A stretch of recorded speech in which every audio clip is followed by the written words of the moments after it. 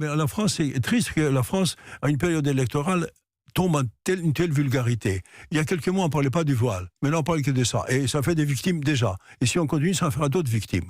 Je veux dire, c'est absolument... Ça fait 30 ans qu'on en parle, Costa Gavras, du voile. C'est une histoire qui revient de manière cyclique. Oui, pas avec cette force qu'on en parle depuis quelques semaines maintenant. Tout d'un coup, on s'approche des élections. Plus on s'approche, plus on parle du voile. Parce que chacun veut attirer ceux qui sont contre le voile et voter pour lui. Et ça, c'est purement électoraliste.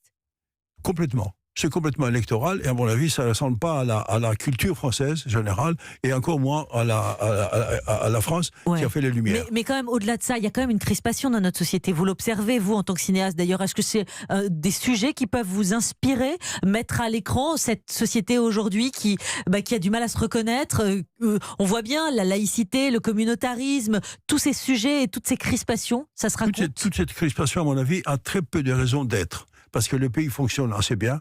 On va de l'avant, il y a de la richesse, il y a naturellement du chômage, il y a de la pauvreté, mais le pays, comparativement aux autres pays, fonctionne très très bien. Et c'est étonnant de voir que tout d'un coup, on entre en crise avec des choses qui, à mon avis, sont secondaires. Mais vous pourriez vous emparer, vous, de ce sujet? C'est un sujet qu'on peut porter à l'écran. On peut porter, il faut trouver une bonne histoire, et on peut le porter à l'écran, il faudrait même le porter. Je pense qu'on n'a pas porté suffisamment jusqu'à présent. Il faudrait le porter. Et aussi, comment une certaine partie de médias accélère et excite les gens jusqu'au bout, jusqu'à aller à taper de vieux messieurs dans une mosquée.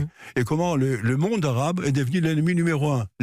C'est ce que vous pensez aujourd'hui? L'islamisme, on est en train de faire du monde arabe l'ennemi numéro un? Complètement. Il y a en France combien? 4-5 millions d'Arabes, des gens qui croient à l'islam.